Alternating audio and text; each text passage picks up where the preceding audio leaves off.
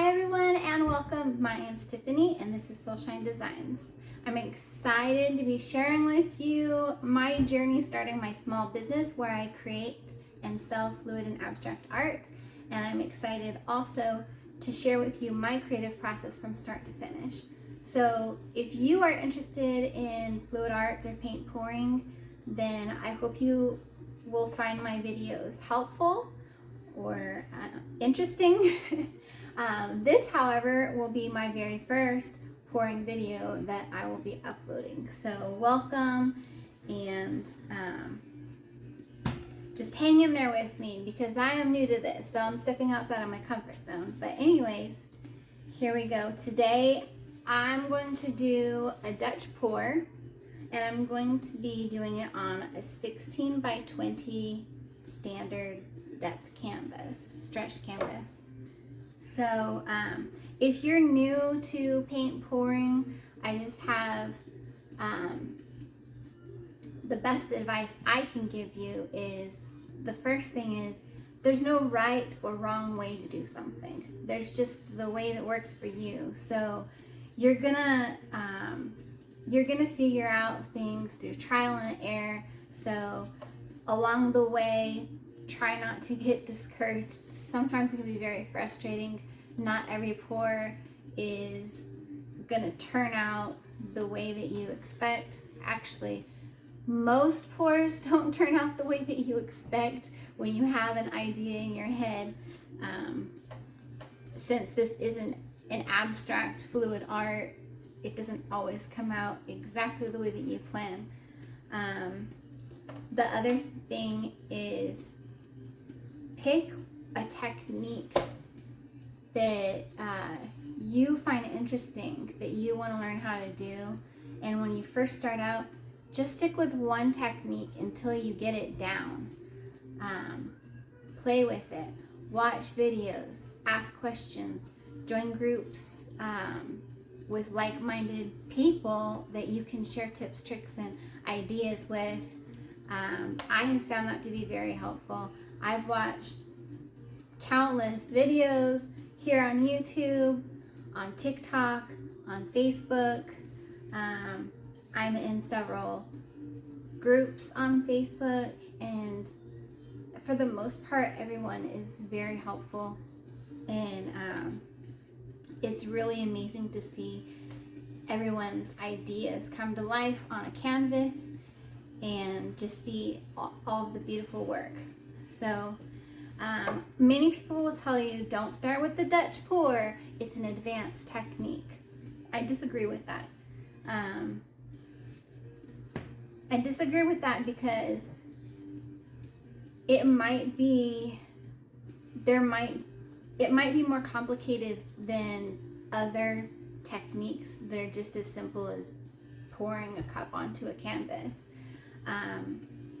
But if you're interested in learning how to do a Dutch pour and you dedicate yourself to learning it and play around and practice and get it down, there's no reason why you can't start with a Dutch pour. So also, when you're watching videos, no matter what platform you're watching videos on, always remember that many of the artists are all over the world, and so sometimes some of the materials excuse me, that they're using might not be available to you, and so you kind of just have to figure out which brands you prefer, which brands work best for you, which materials work best for you. And so that's one reason why networking with like-minded people is really great. It's a really great tool to have. So, all right, let's get started. So the first thing I just wanted to show you, let me angle this down.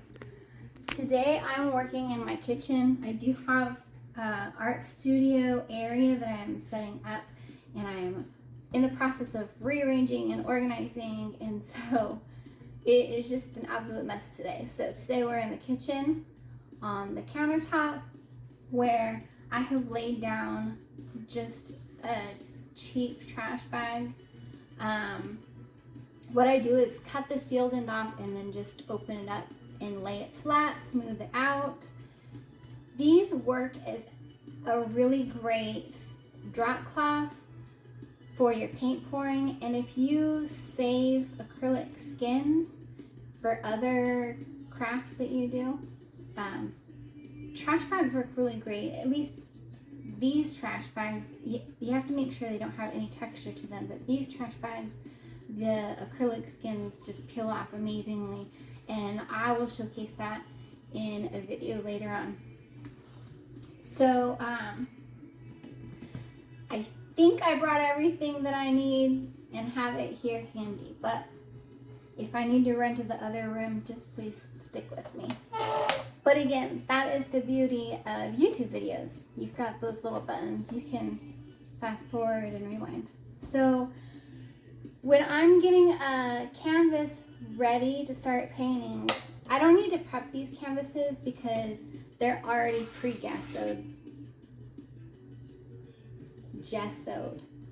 I just learned the other day that I've been saying that word incorrectly, or at least that's what I'm hearing from other people, because I've been saying gessoed and now I'm hearing people saying gesso. So anyhow, these canvases that I'm using, I purchased at Michael's craft supply store. That's where I get most of my canvases, and they're already pre-gessoed for you, so I don't need to prep these canvases at all. But what I do is I do what's a tap test or drum test. You want to tap on your canvas and make sure it's nice and tight or taut. This canvas in particular sounds kind of flat to me. I don't know if you can hear that. So what I do in the event that you have a canvas that has a little slack in it, it's not as tight as you want it, it has that flat drum to it, or maybe it has some areas that kind of look wonky where the canvas is pulled away from the frame. What I do is I take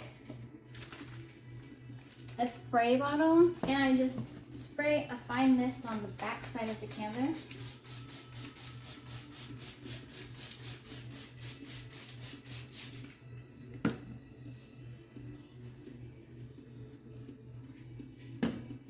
And then I take my blow dryer. Ooh, there we go.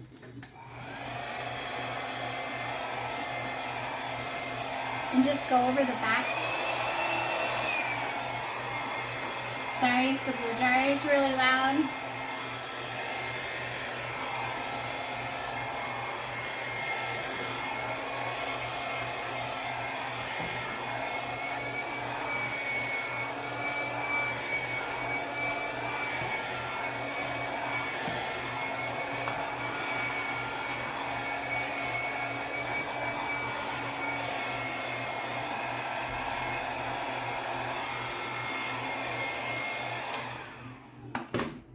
Like I said, I just used a let me move this canvas out of the way.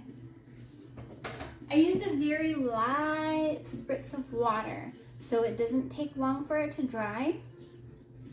And now I have a nice drum. See if you can hear the difference. So this one has kind of that echo drum sound. It doesn't have the flat sound that it had before. I like to use these large push pins that I got off of Amazon, and I just push them right into the corner of my canvas to keep it elevated up off of the counter. Okay, I'm going to lay it down.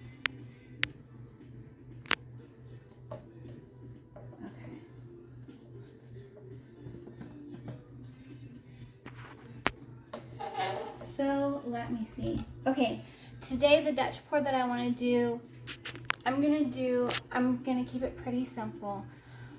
I want to have red and gold with a black background. So the products that I'm using today, I'm going to use this black acrylic paint. This is Master's Touch that I got from Hobby Lobby.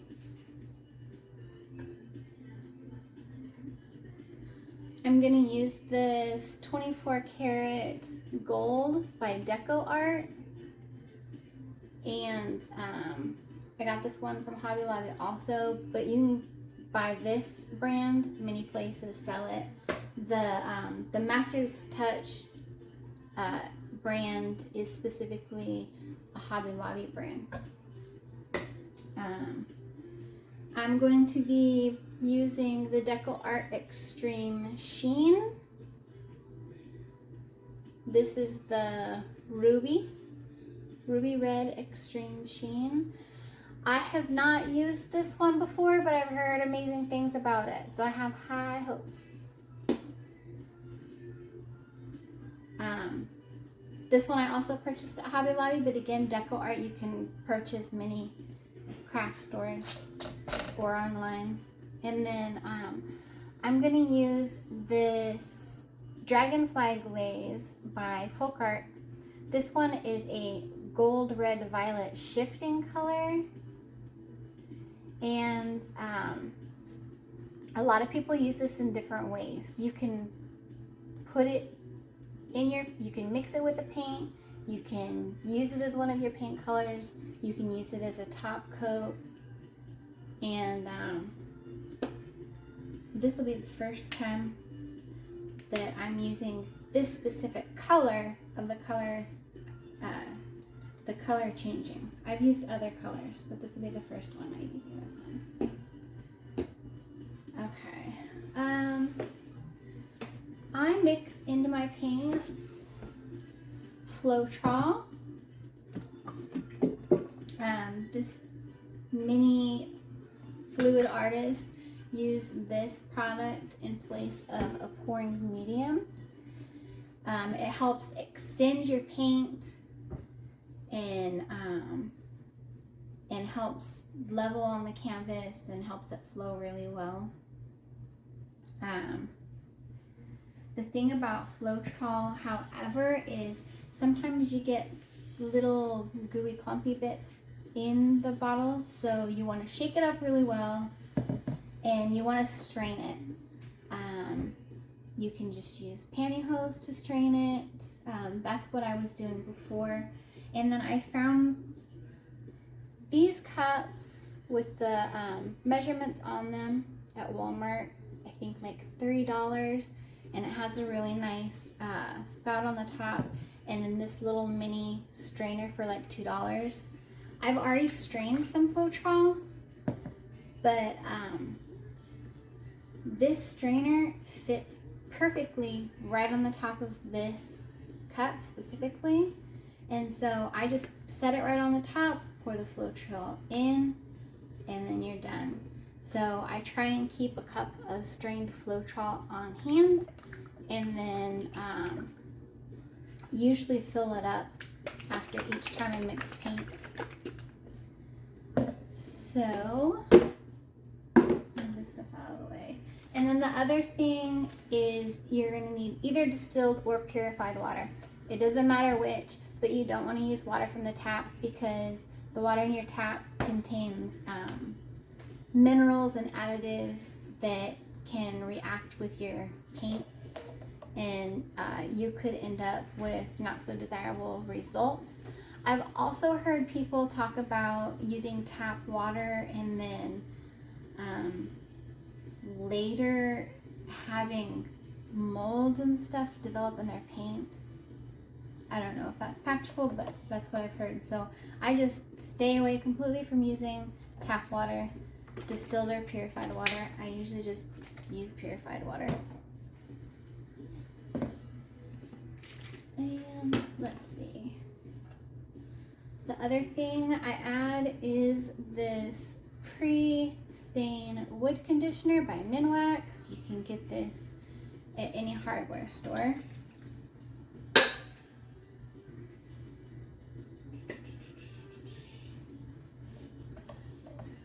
let's see.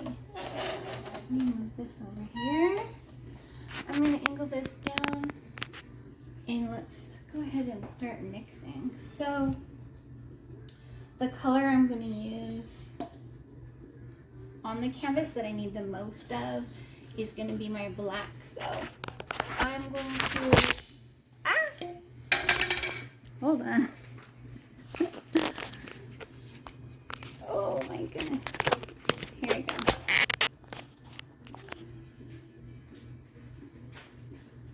Okay, please excuse me guys. As I said, clearly I'm an amateur. Clearly brand new to this. A lot of times when I'm pouring, I try to use reusable cups and products.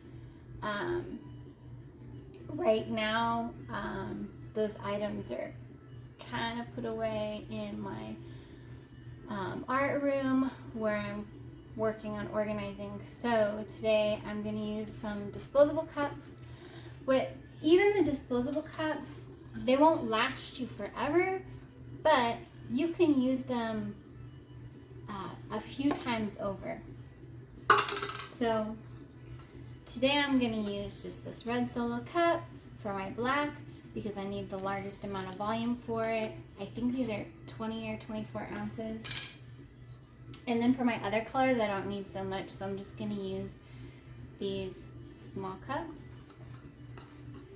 However, I'm going to show you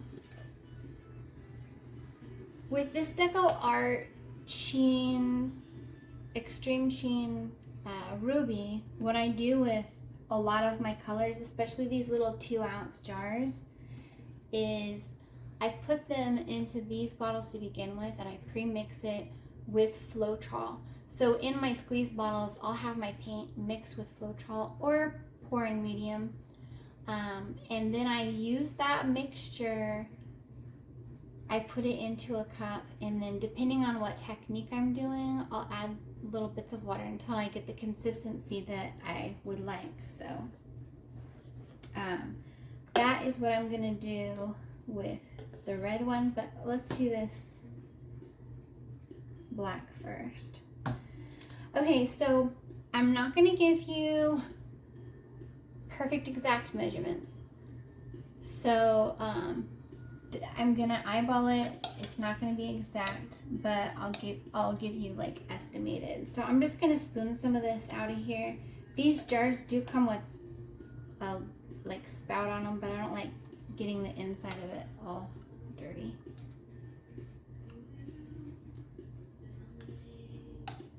This particular paint is kind of medium bodied.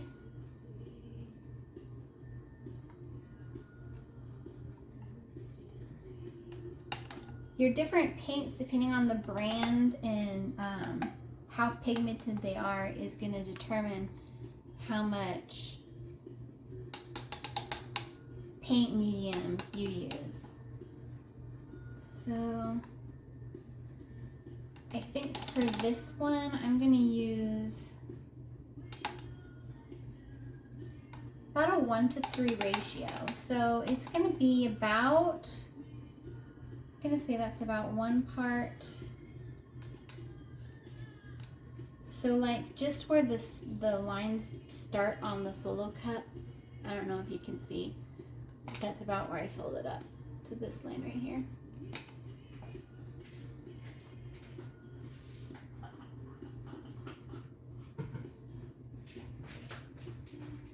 Okay, and then I'm gonna add the Floetrol,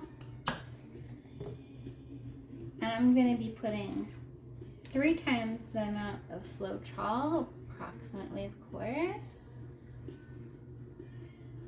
I'm gonna fill this right to this top.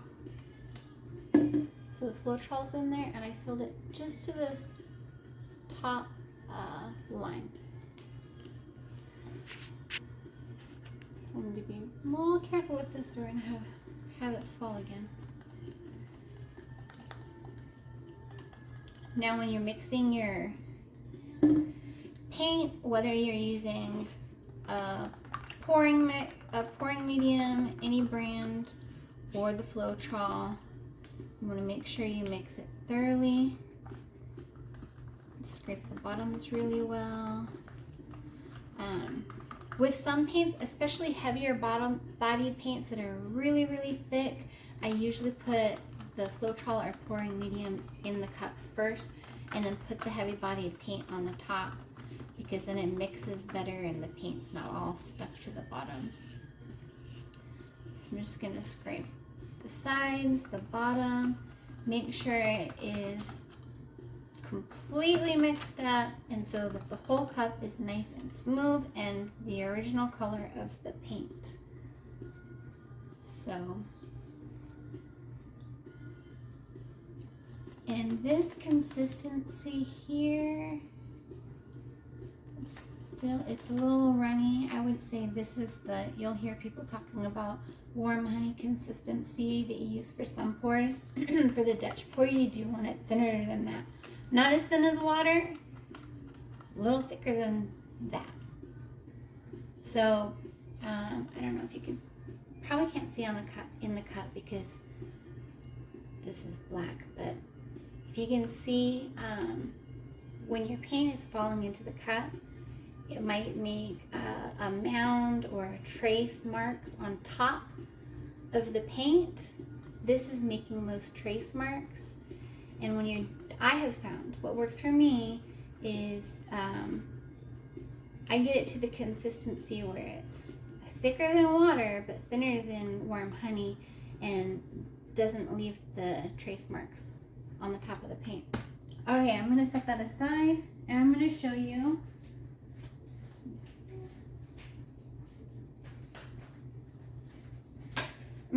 how I mix these two paints into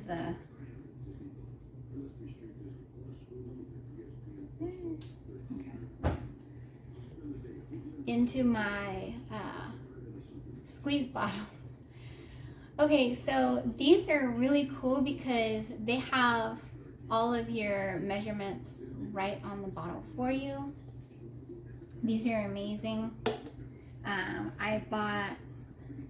You can buy them in 6-packs on Amazon or from Walmart.com, both places.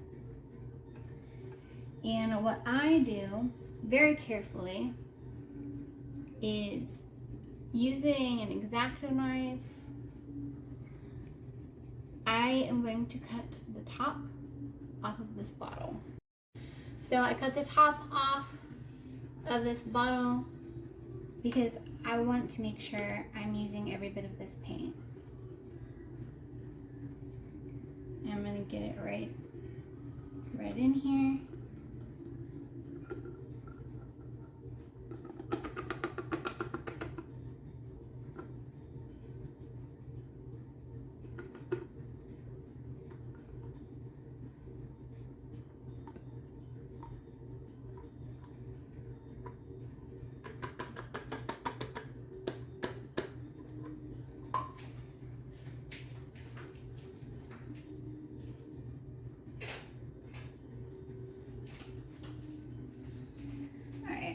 This small palette knife to scrape it out.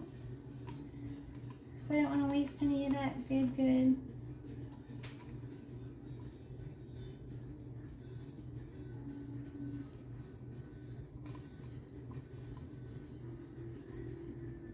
Of course, if you guys want to fast forward to the good parts of the video, please do. Watching me mix paint might be as boring as watching paint dry, but I know for some beginners it can be very helpful. So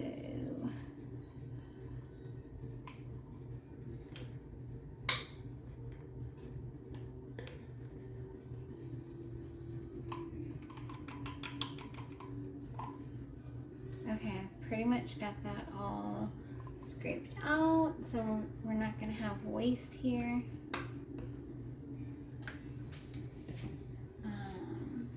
Where's my water? Okay. And then what I like to do is put a little water in here to mix around. And then when I add water to my paint, I'm still like really getting whatever I can out of this bottle. Sorry guys. Because you want to use every bit of this paint that you can.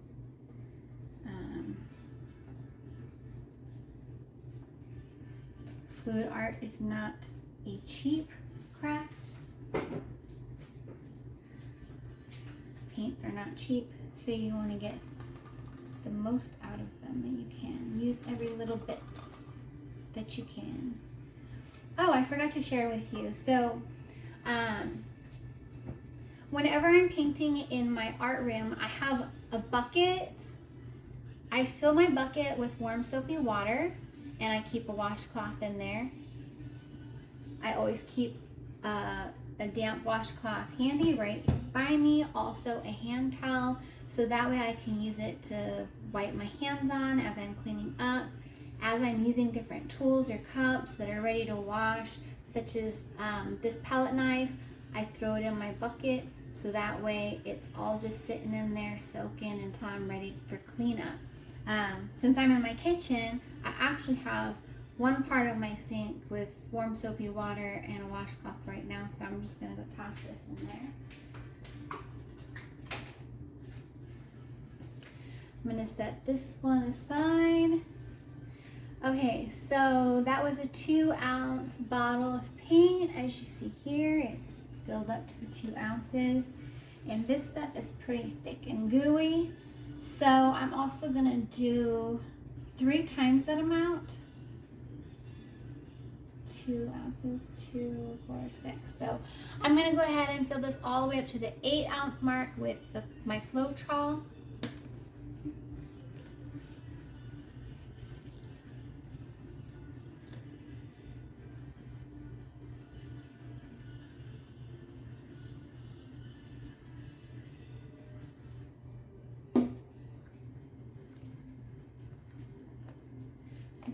Lid on here nice and tight. Make sure the tip's on there good. And then you just give these a really good shake.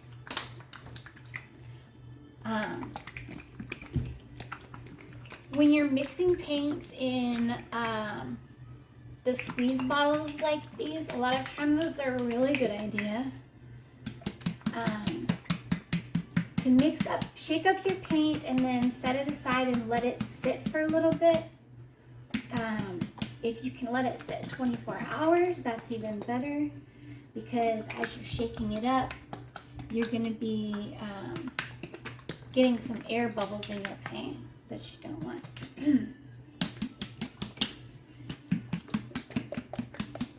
So I always tap the bottom real well like this. Since I put that paint in there first, it's on the bottom.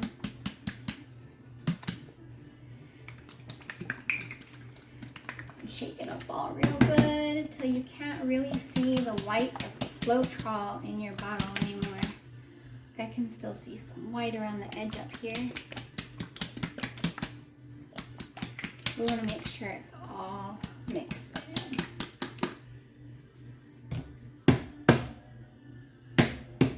We got Floetrol on the tip.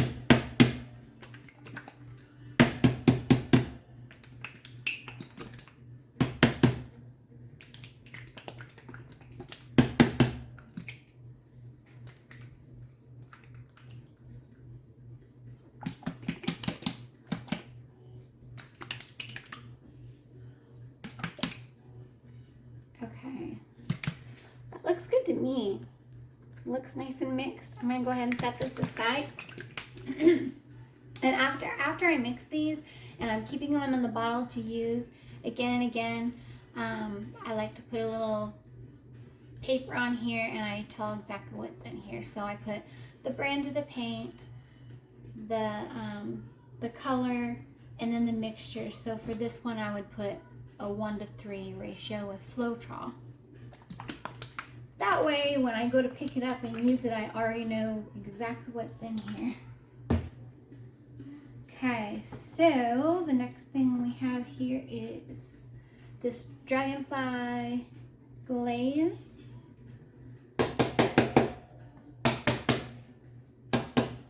I'm not going to mix a full squeeze bottle up of this because this is not something that I use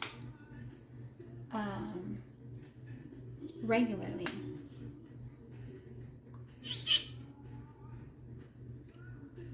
So this is actually coming out, and I'm just going to use a little bit.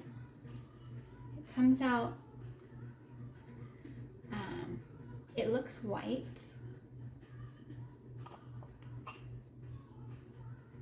It looks white, and I don't know if you can really tell, but in the light moving back and forth, you can kind of see the red, gold, violet color in there. And with this, actually, you know what? I'm going to mix this with a gloss medium rather than the Floetrol.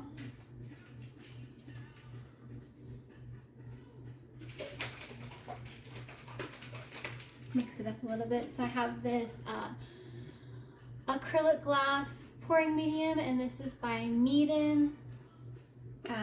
I haven't found this particular brand anywhere in local stores near me, which my local craft stores that I have access to are Michael's, Joann Fabrics, and Hobby Lobby.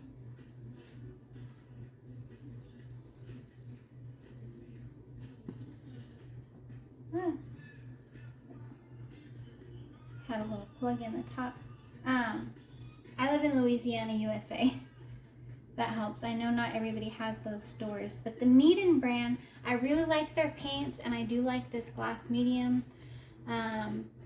This I have purchased on Amazon.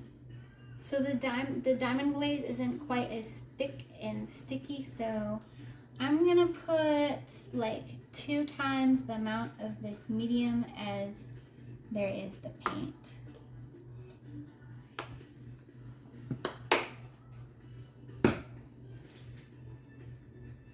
And then I'm just gonna, a craft stick or popsicle stick, whichever title you prefer.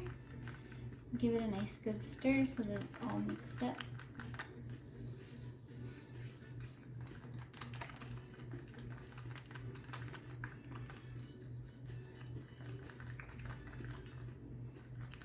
And this, when we do the Dutch pour, I haven't put any of these color shifting paints in a Dutch pour before. I don't know how it's going to show up in the painting wet when we finish here. So I think once it's dry, it will show up differently than when it's wet. I might have to come back and show you in a different video after this is all dry when I'm finishing it. So I'm making sure to scrape the bottom really well since that's where the paint was sitting.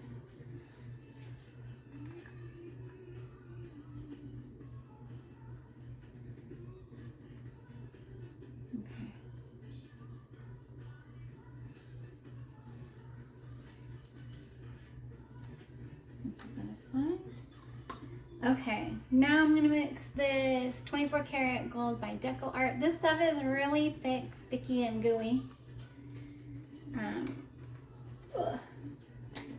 Okay, let me show you. I'm gonna use,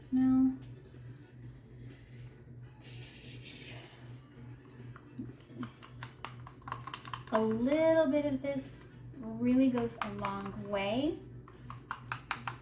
In this 24 karat gold, I am actually only going to mix with water and not a medium, very little water. And I'm going to use very little of the 24 karat gold because a little bit goes a long way. If you use too much gold or silver, whatever kind of metallic kind of paint you're using, you want to be careful because it can really take over your other colors if you use too much. In my experience, that's what I have found. Just do a little bit more.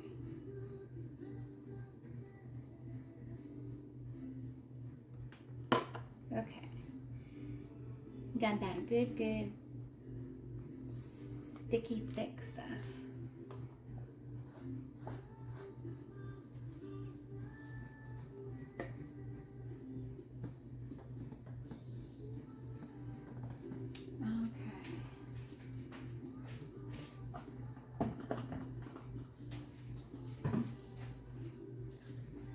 Just moving some stuff out of the way here.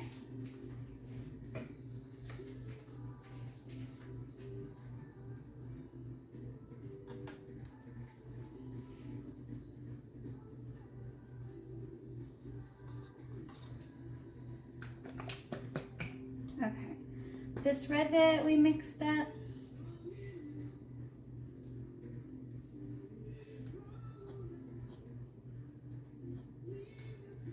I'm gonna go ahead and put some in a cup here.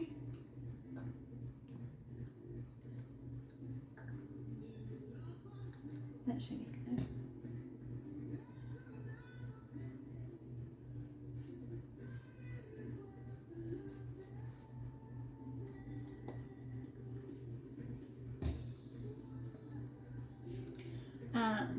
In this cup, can you see there's already air bubbles right on the top? And whenever I have air bubbles sitting right at the top, I give my cup a nice tap on the counter.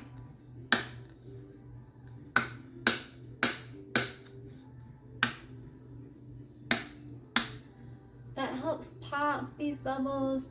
And we just want to try and get rid of the majority before we put the paint on the canvas. But we're going to use a torch later on to get the bubbles off the canvas, so that's okay. We have some bubbles in this one too. This is a little bit thicker, those aren't wanting to pop.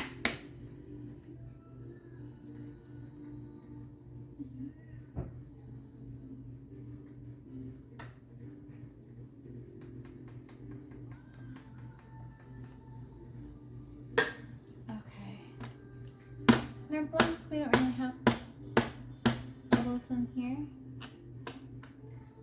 Okay, so far this is our thinnest color.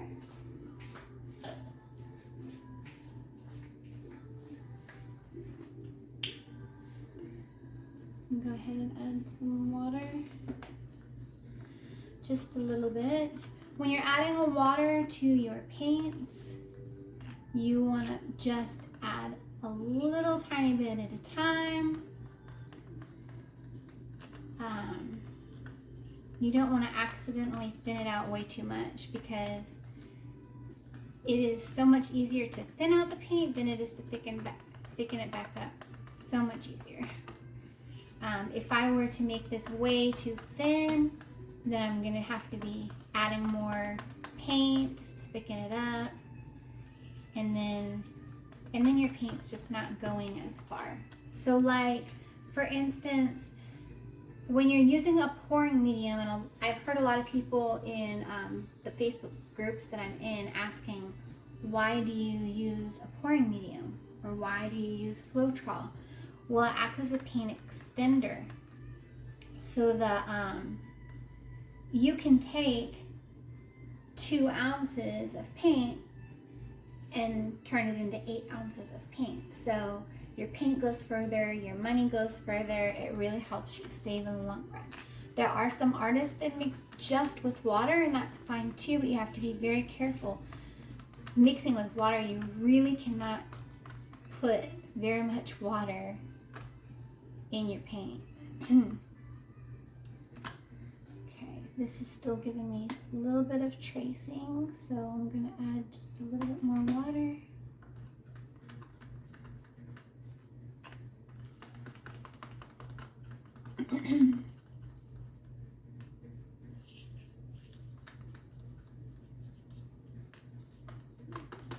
So I will still have to play with this this app. As I said, like, this is my first pouring video that I'm posting. I posted my first video yesterday, which was just me talking, like a little introduction to my channel. So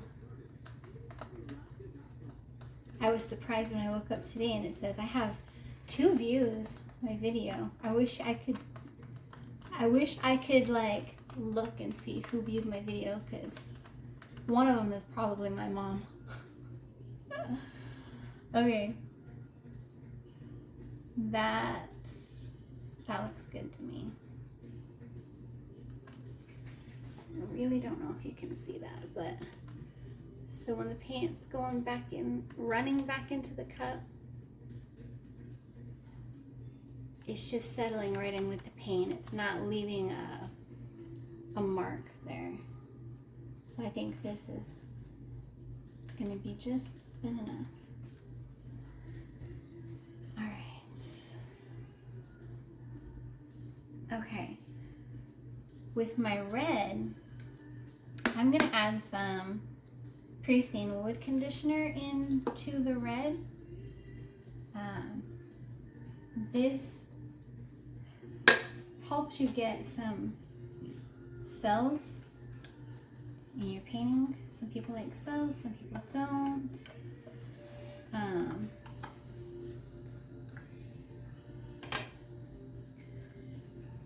Okay. So I just have this little dropper, and there's only, I don't know, 30-ish ounces in the cup. I'm gonna go ahead and put, let's do 10 drops. 1, 2, 3, 4, 5, 6, 7, 8, 9, 10. I'm gonna do 2 more. So we're gonna do 12 drops. So a lot of people, well, in the US, we have the Floetrol by Flood. This is the common product that people use in the US. Now in Australia, there is a Floetrol everyone refers to as Australian Floetrol, and people swear by this product that it is amazing and you get the best cells. I've personally never used it because apparently just for a small bottle, like a quart, to get it in the US costs like $60, $60, $70, something crazy. So a lot of people say, hold on one second, I'll cap this shut.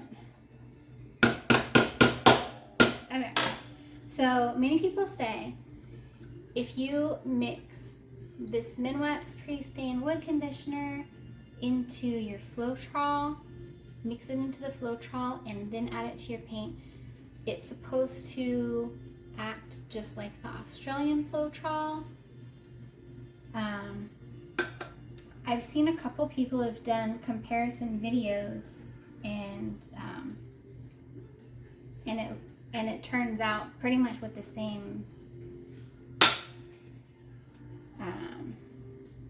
outcome.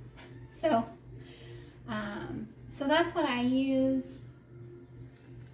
Sometimes I mix it just into the paint. Sometimes I mix it into the Floetrol first. I have found that either way I do it, I get cells. So I'm just gonna mix this in here lightly before I add the water. Let's see.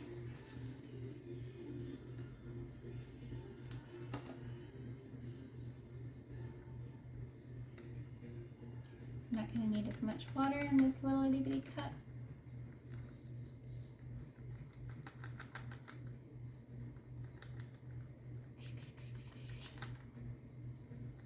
Oh, that's what I was saying. I apologize. Sometimes I get sidetracked very easily in my thought process. So, okay, so I was saying when I post the video, I'm still playing around and trying to learn it, but I will put, I guess it's under the description, I'll rename the items that I'm using so that way you know. Okay, I'm gonna do my little test here. And it's making a little light tracing, so I'm gonna add some water.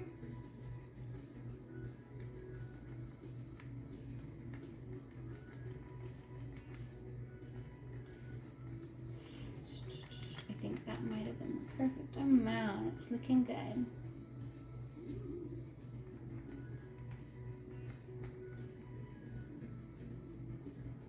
Yeah, that's good. So that's running right off of the stick there. Looks good. And set that aside real quick.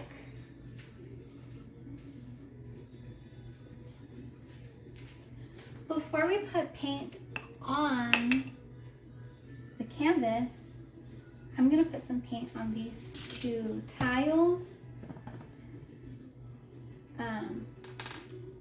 Oh shoot, I forgot to use my, oh my goodness. See what I mean about sidetrack? I forgot I was gonna use this water that I put in here. Oh well. Okay, so you can get these 4x4 glazed ceramic tiles at Home Depot or Lowe's. If you're in the Midwest, Menards I know is a popular store. It's like a box of 100 for like $13, so really great price. You can make coasters with these. You can do tiled framed art. And so what I want to do right now is I actually kind of want to test the colors that I'm using. So what I do to prep these tiles is I usually just do a really light sanding and wash them off. That I've already done. And then I use 91% alcohol just with a cotton swab.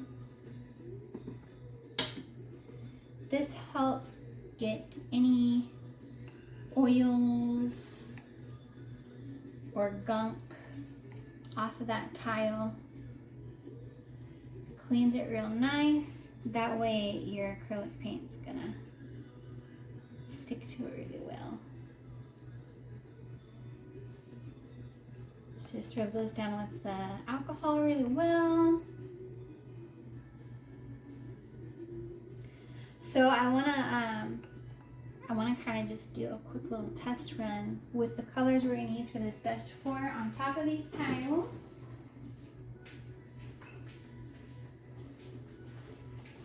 This will be the first time that I've actually done like the Dutch pour technique on tiles. So we'll see how that goes.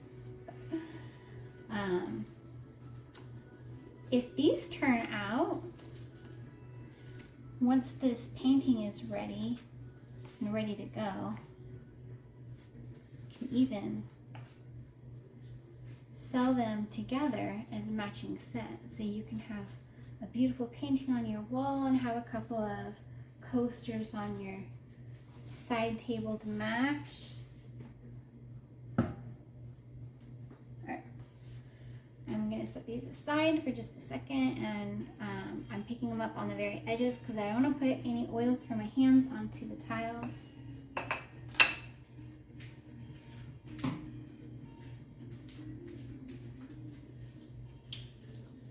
Okay, while that's sitting, we're gonna finish mixing these paints up. So, need to add water into our color shifting, which is pretty thick.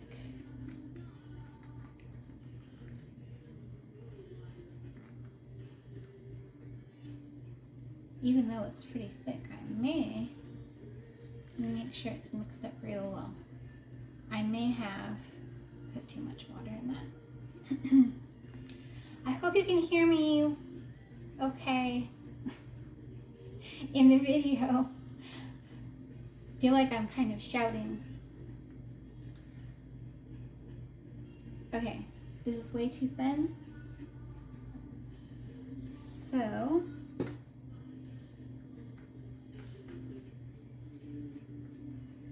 we are going to have to add more of the paint to it. This is what I was talking about. You want to avoid, sometimes it's inevitable,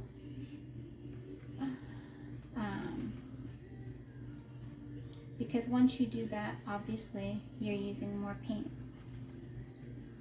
than what you wanted to use.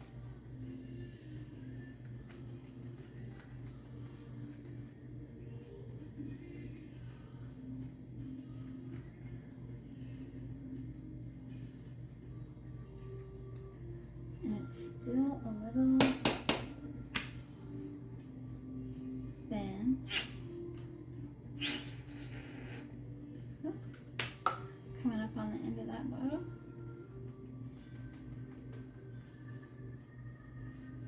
Okay, that looks a little better.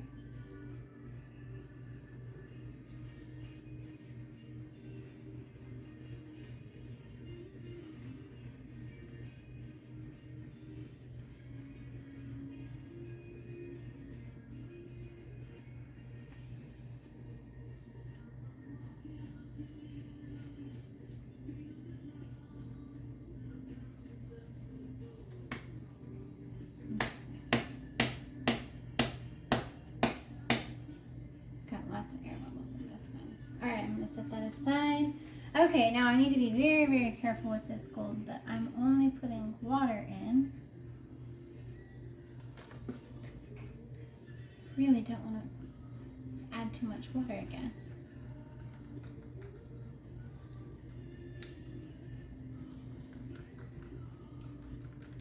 Like I said, this 24 karat gold by DecoArt, it's liquid gold. It's thick and gooey. Just a little bit more water. Not too much.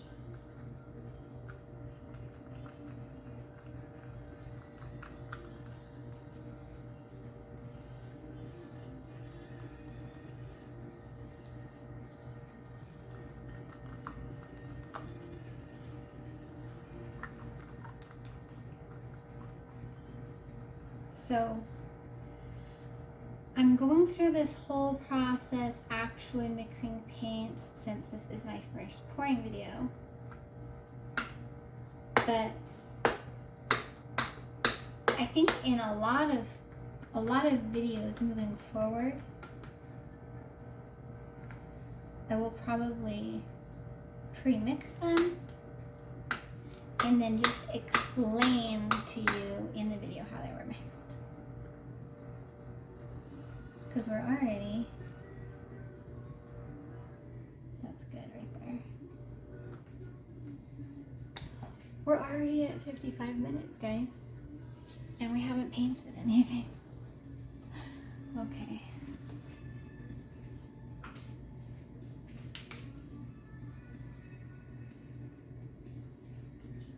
Just 1 second, let me get these tiles ready. Where did I put it? Oh, here we go. Okay. I'm gonna set these tiles. Balance them carefully right on top of these cups and set them diagonally.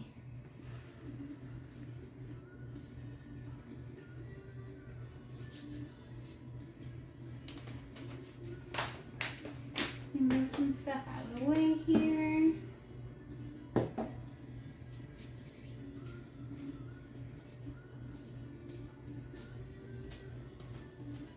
Well, while I'm kind of letting the paint sit a little bit, I do need to refill this Floetrol. Okay, so my pre-strained Floetrol in my handy dandy Walmart cup. I'm gonna go ahead and just fill it. So this little strainer fits perfectly right on the top of that cup. gonna shake up my Floetrol again. Should be good. And then I just pour it right into the cup. And I make sure I don't go past the thread lines for the lid. That'll be good.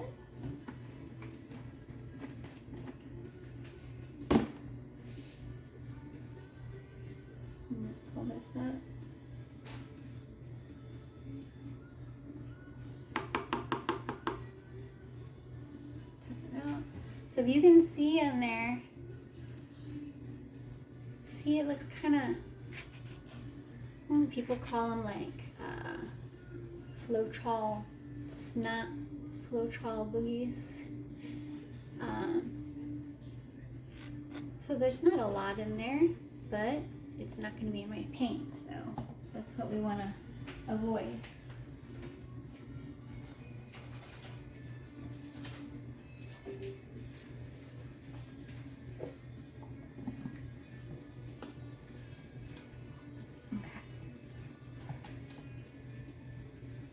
Go. And then this is all ready to go for my next pour. Just set that aside.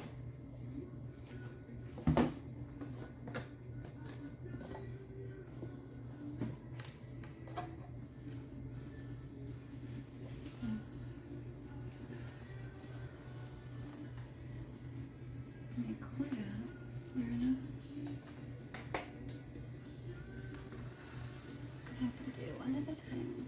Here.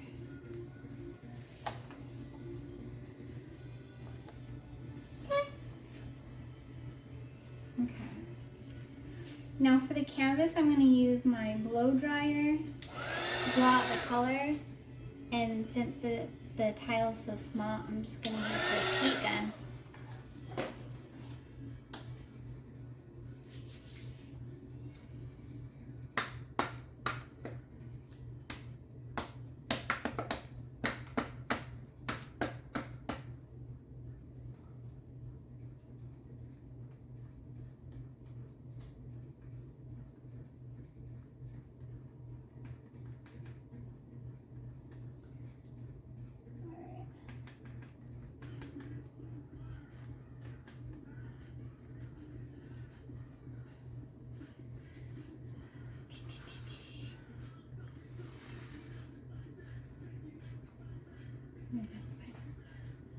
All right, here we go. All right, I'm just gonna spoon this on here. The tile is a small surface, so a little bit should go a long way in here, really.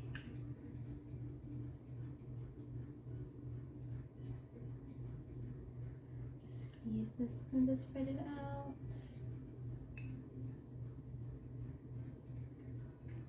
So, hey you guys, if you're watching, if anyone ends up watching this ever, please leave me some feedback in the comments. Since I am new to this, any tips, tricks, advice, constructive criticism. Tell me if I feel like I'm just talking so much, but I just don't want to work and leave you in silence. And you have some light background music on, which I'm hoping is not going to be an issue.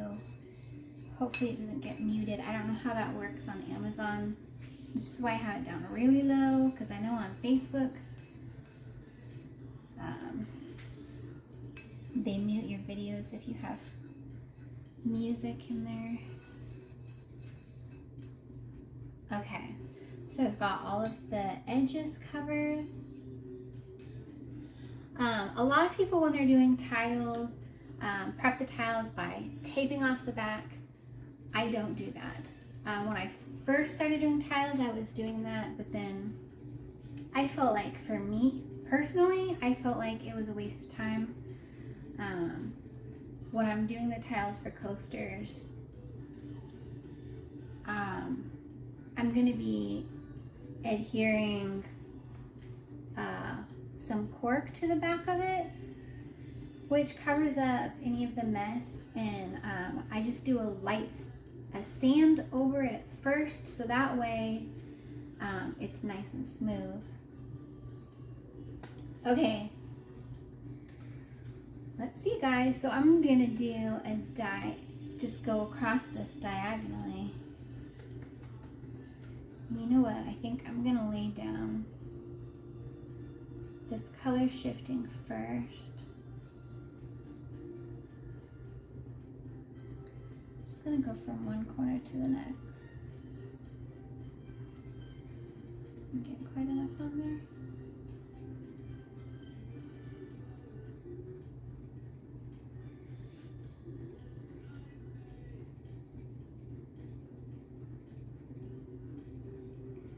Let's make that a line all the way across.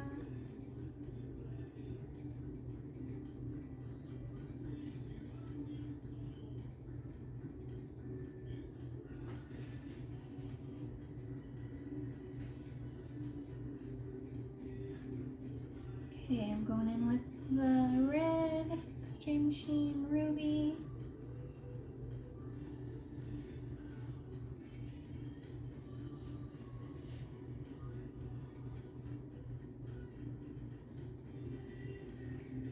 And I think I'm just gonna do a small line of each twice, I think. Okay.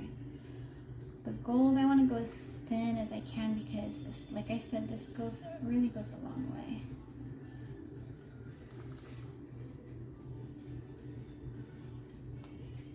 Okay. I'm gonna go again with the color shifting. Let me see if I can get it all the way across this time. Nope.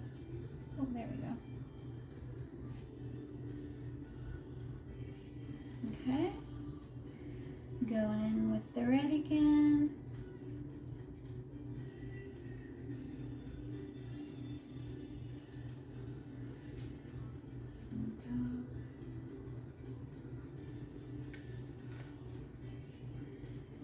And you know what?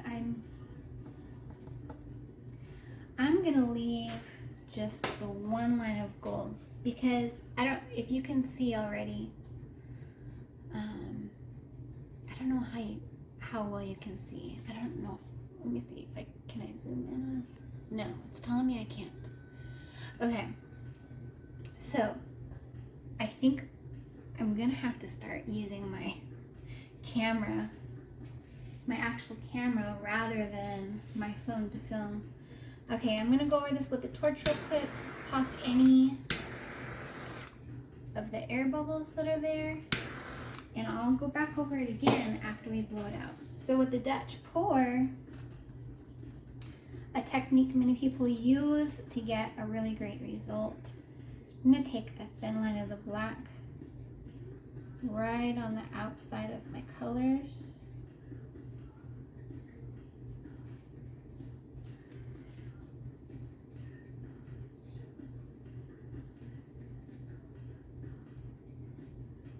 That should be thick enough. And then you actually blow your base color back over the colors that you're using. Here we go. On both sides. My cord doesn't want to reach.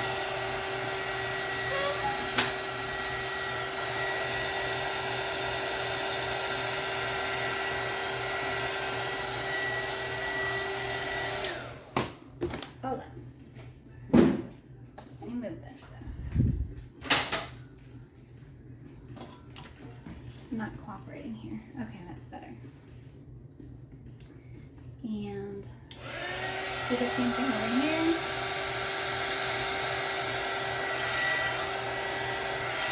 On the other side.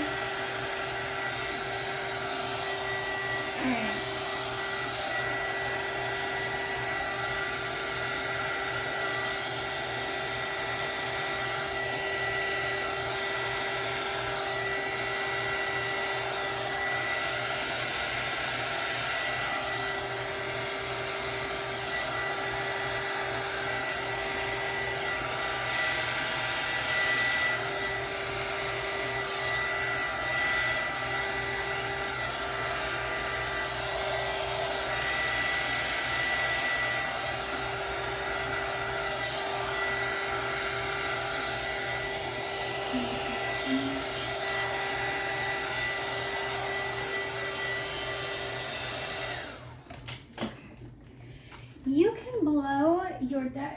pour out in any design, any wave, any way that you choose to, really. There's not a right or a wrong way. And you'll hear people tell you otherwise, but you know, your art is your art and you do it your way. Let me just come around here. I use a craft stick with almost every fluid art painting that I do. Scrape along the edges to get any of that excess drip coming off. Because if you leave it to drip, the weight of those drips will actually pull your design off of your canvas or off of your tile.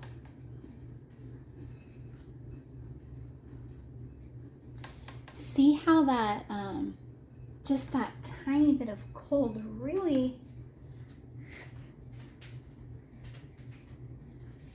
almost dominates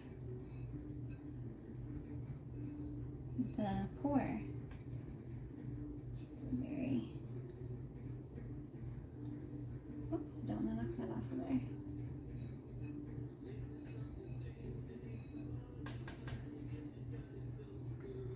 Okay. I'm going to go over it with my torch one more time, real quick. You don't want to get too close. You don't want to burn the paint. You don't scorch it. A lot of people say that you're using the torch to create cells. The torch doesn't actually create cells. It can kind of help them pop up. The torch, for the most part, we're using it to pop air bubbles. We don't want our painting to dry with air bubbles because then they're going to pop during the dry and you're going to end up with little craters, little blank spots in your painting. So here we go real quick with the torch.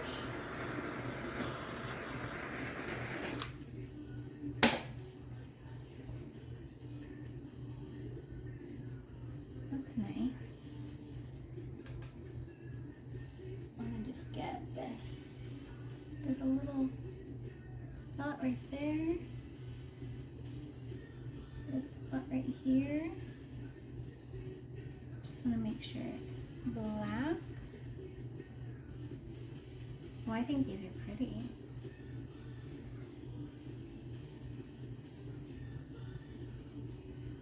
So I keep scraping the sides until it's not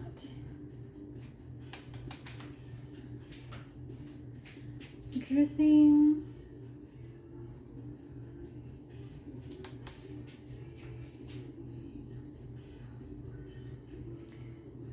And that's looking good. It's not really doing too much more dripping. Okay, let me bring you down here. I just want you to be able to see these up close. Let's see.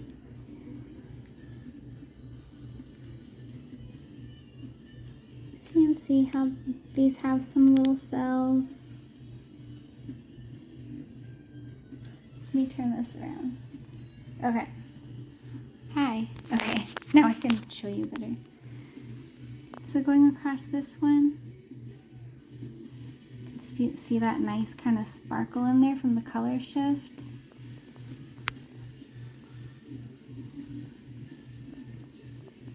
Very pretty. Okay. Yes. I like the negative space of the black on the canvas. We're gonna have a little more negative space. So, all right, let me put you back on my little stand here.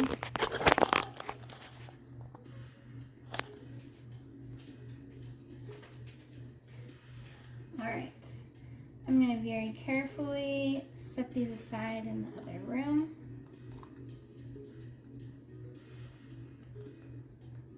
Hang up the cup 1 second.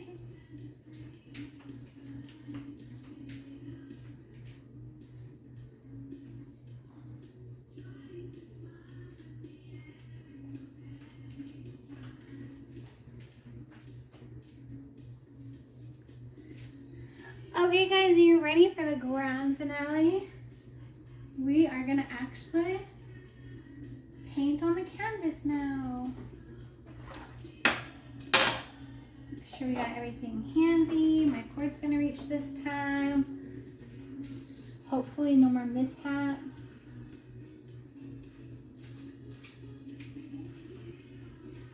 Okay, we got our canvas. Nice tight drum. Let me adjust this real quick. I want to make sure you can see the entire canvas.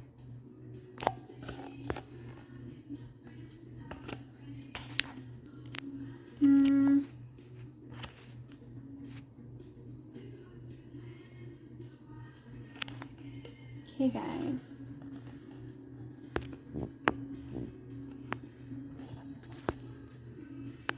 This might be the best view I can get ya. Okay. I hope that works. I hope you can see well. Okay. Here we go. Deep breath. Saying prayers. I'm just gonna do a quick pour.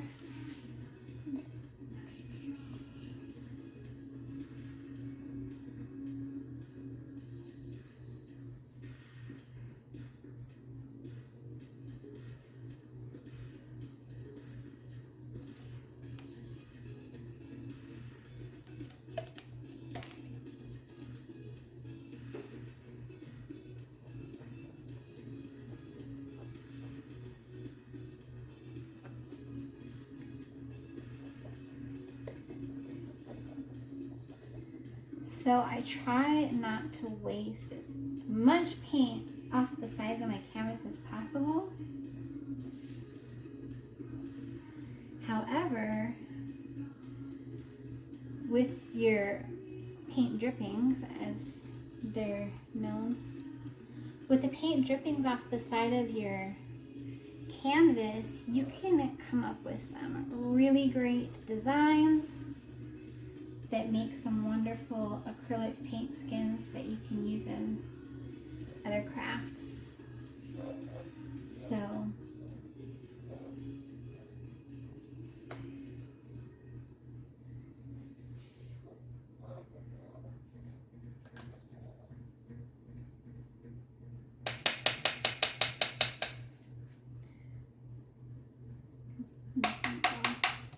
to be on there too thick. Just enough that my paint's going to flow really well. I'm going to go back over this with the blow dryer to really smooth it out before I put the color in here. But I want to get all of my sides covered.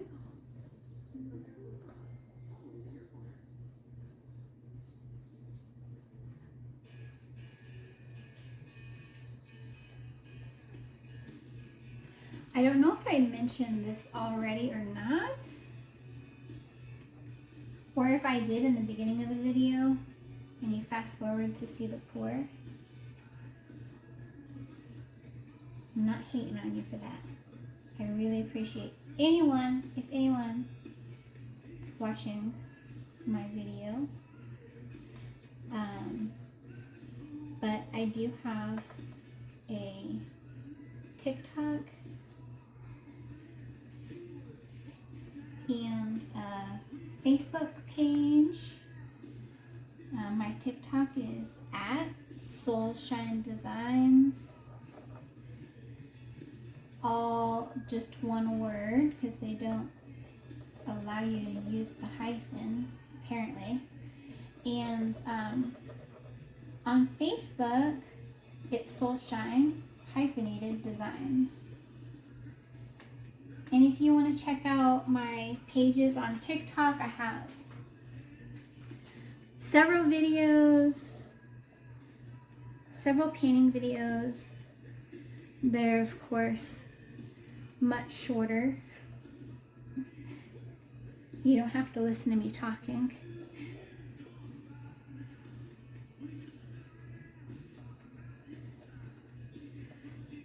Sometimes when I'm doing the edge like this, I like to just use like a foam brush to go around the edges, but I've already got this spoon in the black, I'm already using it. So I might as well, instead of using up one more item or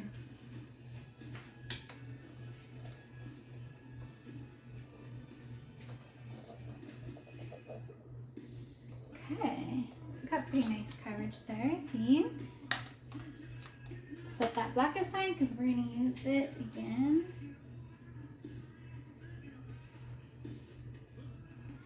Just going to see if I've got some, see how it's pouring, pooling. I think I got just a little bit too much, a little more than what I want on my canvas. I want to try and waste as little as possible.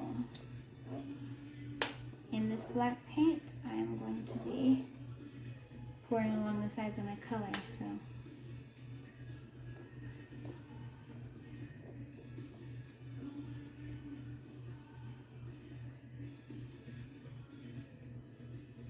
Smooth this out.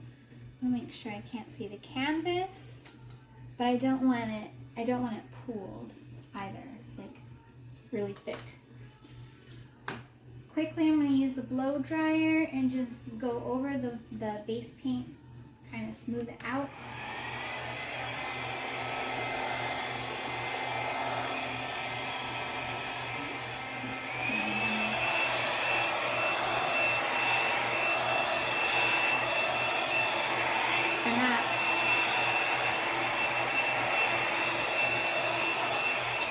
I guess a better term would be spread it out, not smooth it out. It's not going to be perfect. However, this corner is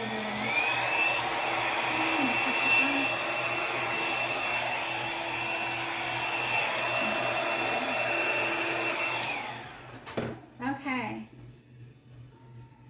Get this centered. All right, let's go in with our colors. I'm gonna go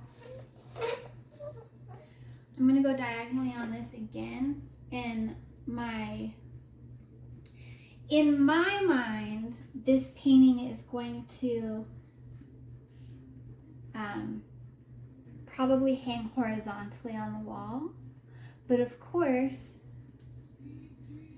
whoever ends up owning this art can hang it however they feel it suits them best. But in my mind's eye, that's how I see it going. Okay, so we're going to be using more. I'm not going to be using the stick to pour this. I'm just going to be going out of the cup on this one. So we're going to go in with the color shifting first from corner to corner. Here we go.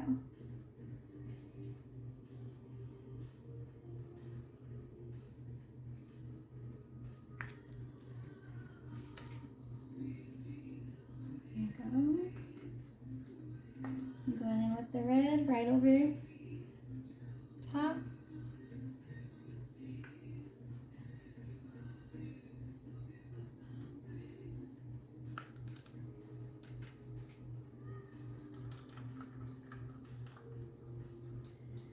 Okay, here we go with the gold. Nice and thin, as thin as we can go.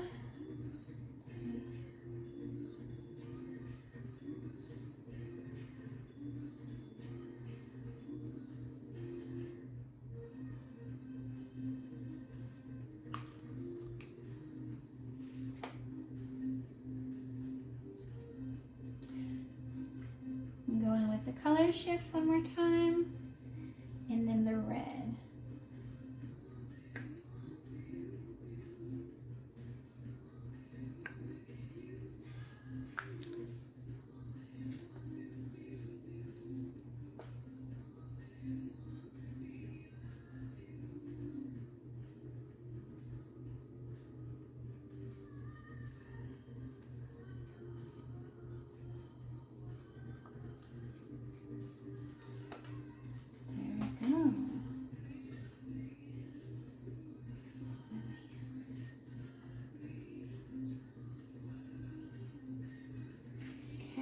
go ahead and pop any surface bubbles in the paint.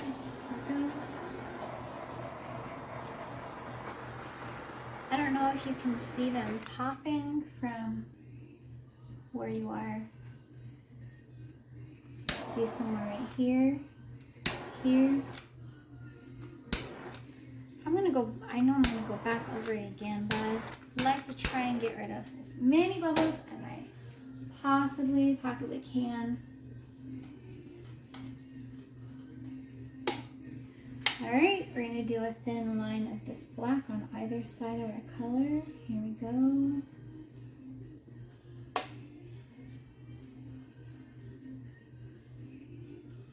And the other side. Whoop.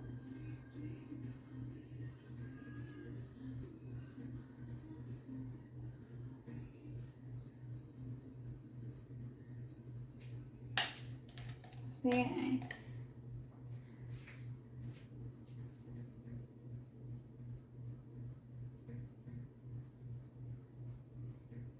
Here we go. Okay. Here's the fun part. Here's the fun part. You have the idea in your head how it's going to turn out. You really never know exactly how it's going to turn out, but I'm going to go with the same kind of wave pattern that I did on the tiles. And then we'll just see where we go from there. I'm going on low. Oh, by the way, oops, I don't want to get dry. The blow dryer that I'm using, it's called the Flower, and I believe it's a product that it's created under the name of Drew Barrymore, but I purchased it at Walmart for approximately like $25, something like that, and I find this one works really great. It only has a low and a high. It does not have a cooling button, but it's nice and small, and I find it works really well for me. So I'm going to go in on low.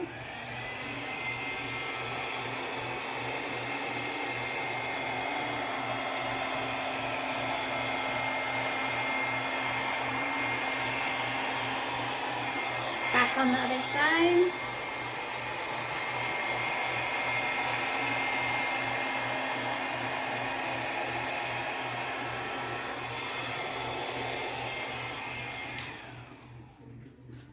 That is cool, huh? All right, here we go for the wave. I'm gonna go to the left first, my left. I'm gonna go right. Left.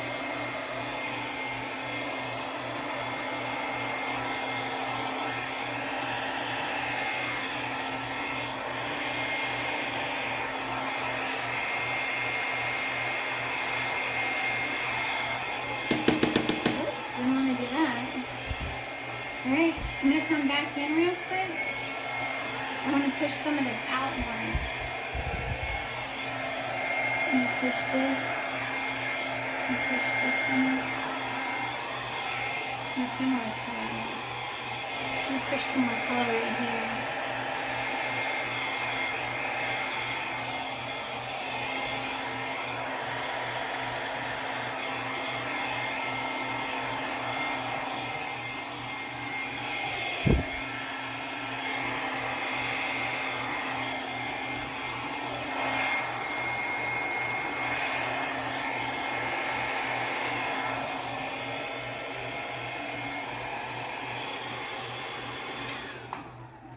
Ooh, I like how that looks.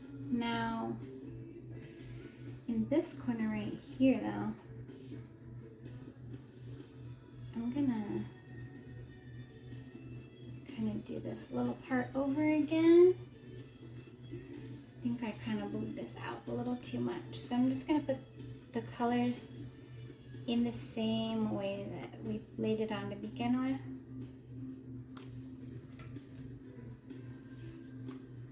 Light gold. Ooh.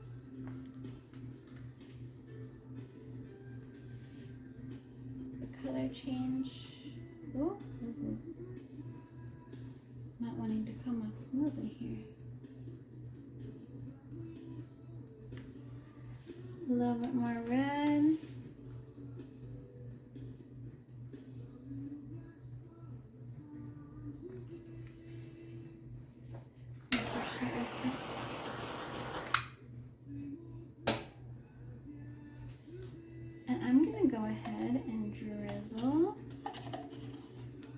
black right on top of this.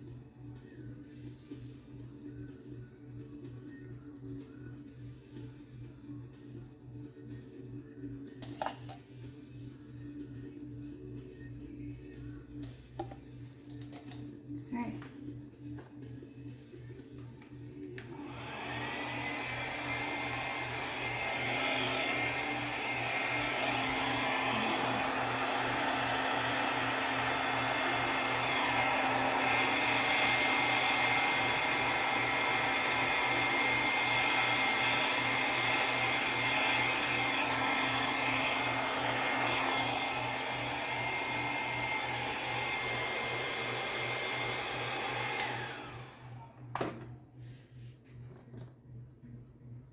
Looks nice.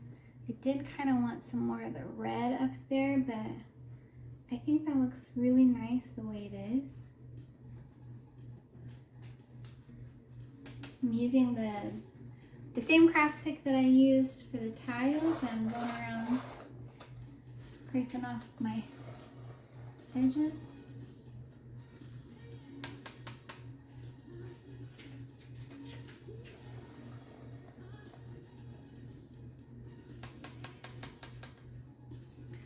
I think these colors look really great together.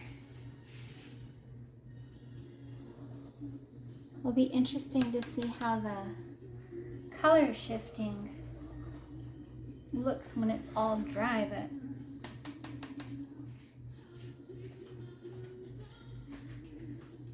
this might be one of my favorite Dutch pours that I've done, so I'm really happy to be able to share it with you guys.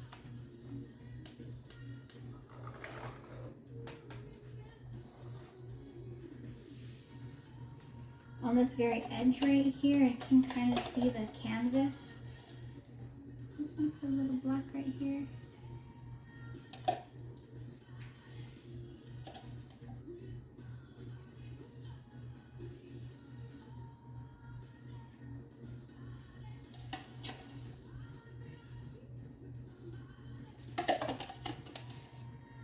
These little areas right here, I think I probably blew too much of the black off. There we go. That'll be good.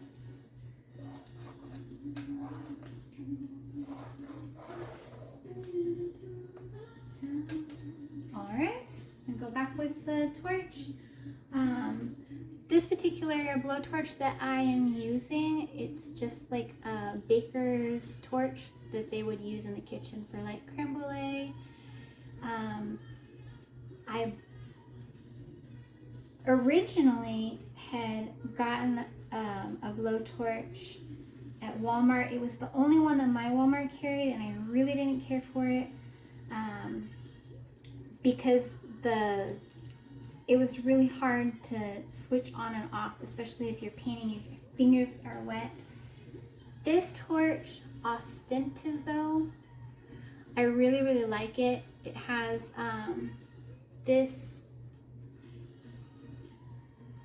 switch right here, so you can go from low to high, and then it has a safety. You can turn it so it doesn't go, and then it has the option where you can turn it so it's a continuous flame and you don't have to hold it down.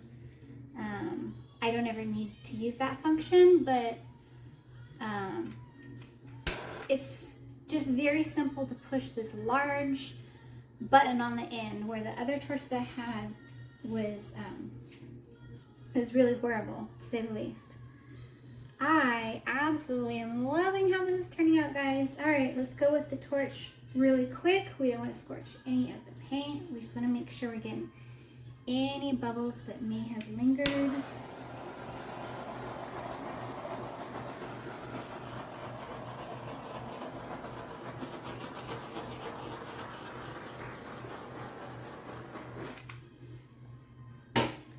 One pass should be just fine.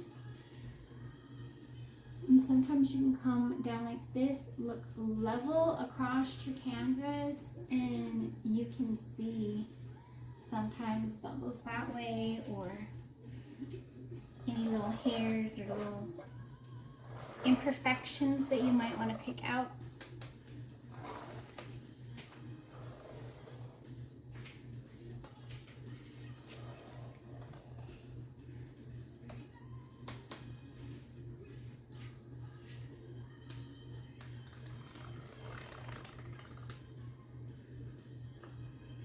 Gorgeous. All right, let me bring you down and turn you around. Okay, so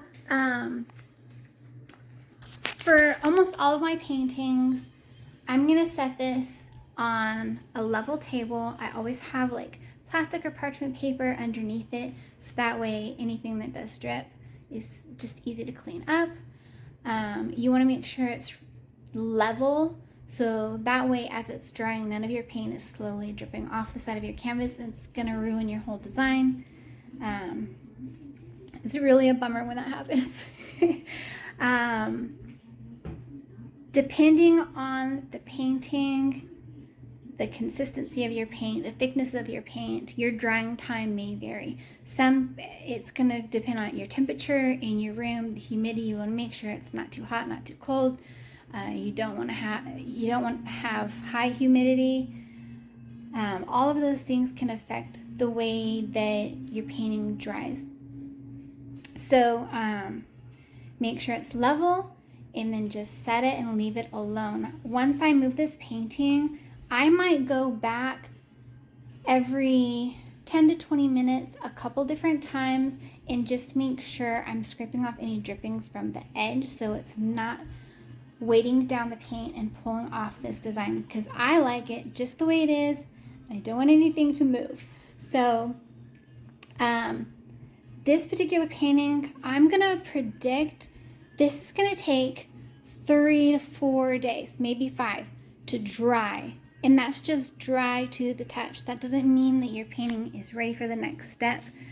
With acrylic paints, you wanna make sure your painting is cured.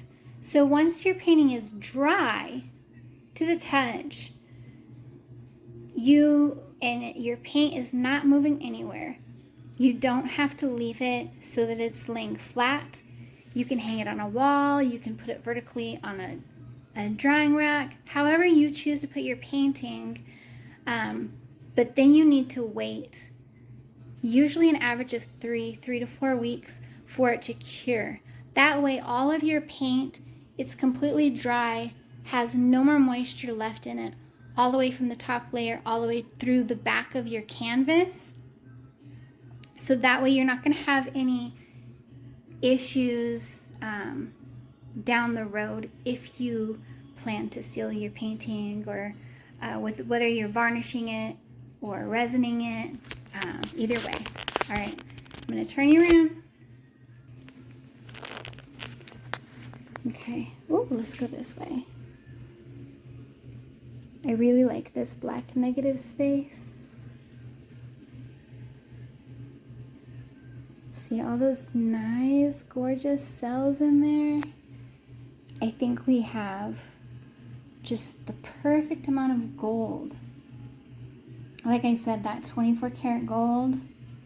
Oh look, it's so shiny you can see my reflection. That 24 karat gold, man, it's really dominant, but it's so gorgeous. It's one of my favorite golds that I've used from any other brands. Just really like it.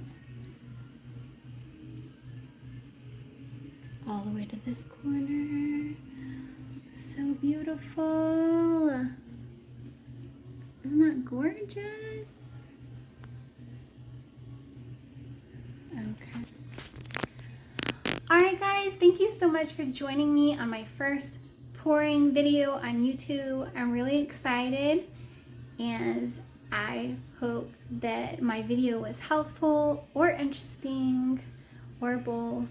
And if you would like to follow along in my small business journey and my painting journey, please like, share, subscribe, and I really look forward to sharing my soul shine with you in future videos.